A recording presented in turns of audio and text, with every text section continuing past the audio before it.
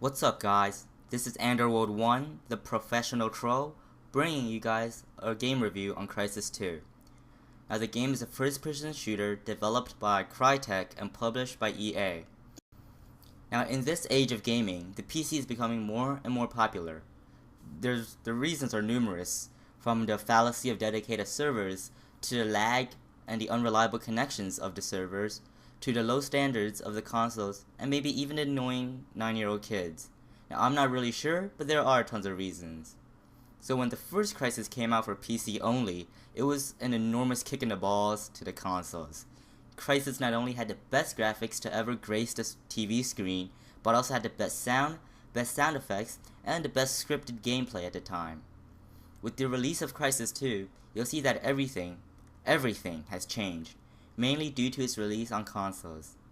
Now, we should all know that a console cannot compare to a PC in any way other than shape. PCs can outprocess, outplay, and outsound a console, and this is the game's weak spot. Now, one thing that Crysis did keep its word for PC gamers is the stunning graphics. Now, we're talking about graphics so high def, so realistic, that every time I got shot in the game, it hurted a little bit in real life. But if we were going to buy a game just for its graphics, we might as well just search up some HD pictures of the game, because $60 just for graphics doesn't seem to be worth it. Now, other than the fantastic graphics, this game really doesn't stand out much. Sound quality isn't all that bad, but it isn't like ball-busting good either. And if you play the game on the PC, the ridiculously confusing controls can really confound even a hardcore gamer. But with technicalities aside, let's talk about what happens in the game.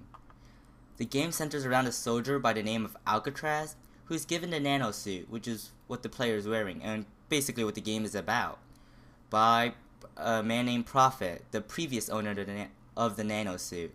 And then he's given a mission on which Prophet really doesn't clarify on. He doesn't clarify that everyone is trying to kill him, that aliens are trying to rip his face off, that the only support he can get is from a techie geek, and the fact that the nanosuit is trying to genetically alter him.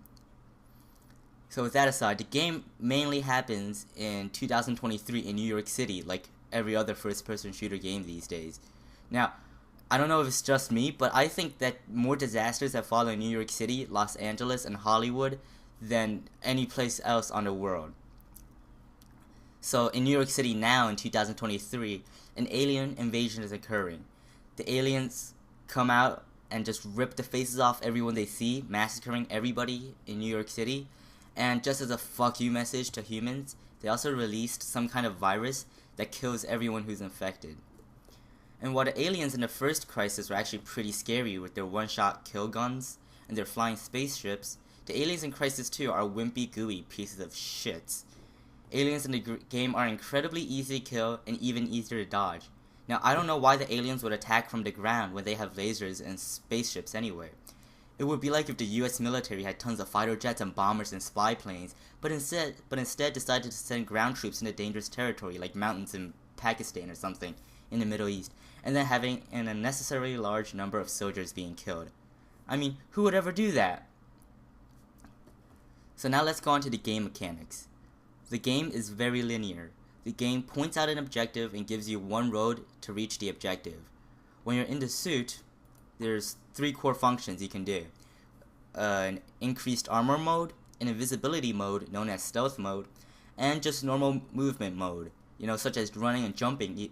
And all of those drain from one power source. So when the player's power source hits 0, you can't do any of those 3 functions. That means when your invisibility suddenly shuts off in the middle of an alien horde, you won't have any power to, say, run the fuck out. Instead, you get to slowly try to trudge your ass behind some cover while getting raped up the ass by the same aliens. Now, I want to mention the invisibility mode. Because of how linear the game is, and how there's always room to stealth around enemies, you can sometimes just walk right past the majority of the enemies.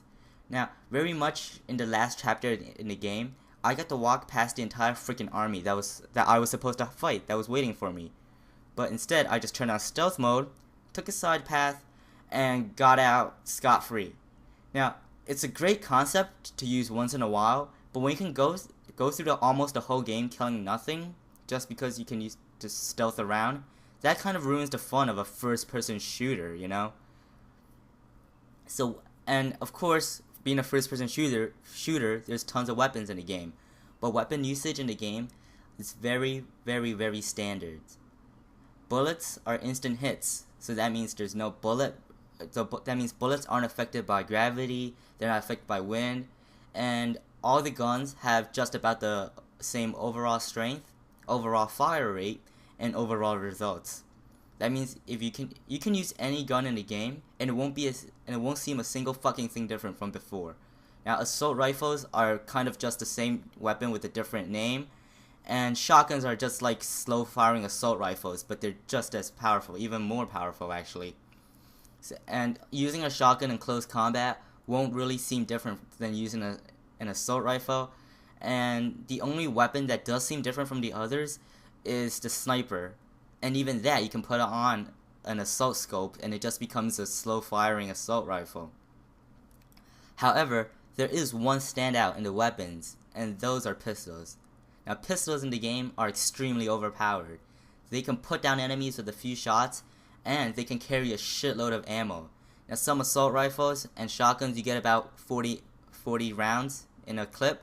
With pistols you get 12, but overall, around 12, but overall you can carry around 200 something bullets, and that makes it an incredibly versatile weapon. Now, ironically, the best weapon in the game, which is a microwave gun, it's a gun that shoots out microwaves that can fry aliens. And supposedly it sounds pretty freaking awesome, but in reality, it's pretty useless. It's one of the last weapons you get in the game, and when you get it, it's all epic and everything. Like, you see it has 500 rounds, and you're just like, hell yeah, I'm gonna go burn some alien ass. But then you realize that every grunt, now I mean almost every grunt alien, the lowest ranked, easiest to kill alien, still takes about like 20 rounds to kill. And if you're fighting some of the more advanced aliens, the harder ones to kill, they can take up to hundreds of rounds to shoot them. So basically, that 500 rounds of ammo that you thought can kill a whole fucking army of aliens, now boils down to about 20 aliens on a good day, if you're lucky. That's like giving a child the best tasting candy in the world, but then the candy dissolves into a tasteless mush in like 2 seconds. You know, so it forces them to try to enjoy it, but it's really not enjoyable. Now, aside from, of course, ground combat, there's a few times in the game where you can actually use a vehicle other than ride one. And when that happens, those missions are pretty enjoyable. I enjoyed using the vehicles. They're kind of fun to use. They're hard to use, but they're fun to use. And now the entire story itself is pretty choppy, and feels like somebody shit it out during the last few weeks of development. Boss fights mainly take place as you trying to kill a giant robot by yourself. And the main thing is that it's not even a different robot. It's the same robot, just appearing in about 5 different places. And those are your boss fights. And really, the only way the story presents itself is through cutscenes. At the end and beginning, sometimes, of every mission, you get a little cutscene telling you what to expect in the next mission, and basically what happens in the story. But throughout the story, the missions themselves, you have no idea what's going on. It tells you nothing about what's going on in the story, and it's just a disastrous mush. Now, the cutscenes are quite beautiful. I'm not saying the cutscenes are bad. They're beautiful and detailed, and the way the cutscenes are presented are very nice. It's like this grid thing, a grid graph of New York City, kind of like what you see at the end of The Dark Knight. But using cutscenes to tell a story is quite inefficient, as we can all probably relate to from those Final Fantasy games. So, all in all, I did enjoy Crysis 2 more than the other first-person shooters out there these days, like some Call of Duty games. And one reason is because of its difficulty curve. So, instead of putting players through a piss-easy tutorial and then throwing him into the middle of an impossibly hard war mission, it actually gradually rises the difficulty. You start by killing these piss-easy Marines that don't know shit. Like, those Marines in the game are a disgrace to real Marines in real life. And the AI in the game is just overall bad, but that in no way affects the difficulty curve.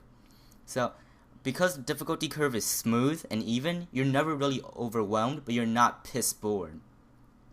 Now, the Crysis series is used by PC gamers to compare PCs. To play on high definition, you actually need a really good PC. And because everybody's PC is different, unlike consoles, when we can run something others can't, it's like teabagging their hopes and dreams, and it makes us feel good. So overall, the game isn't a disappointment, it's exceptional, and if you don't buy it, you should at least rent it to try it out. So before this video ends, I'm going to leave you guys with a clip I thought was pretty epic. If you liked what you saw, please give me a thumbs up and subscribe. And Road 1, out. This thing isn't even close to over. You and me, Marine, we don't get to die just yet. We gotta go back. Back where we're needed.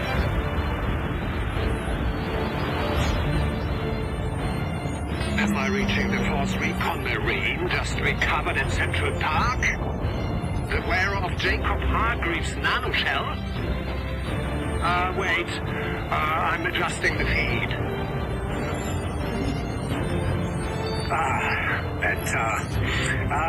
Allow me to introduce myself. Karl Ernst at your service. And you are?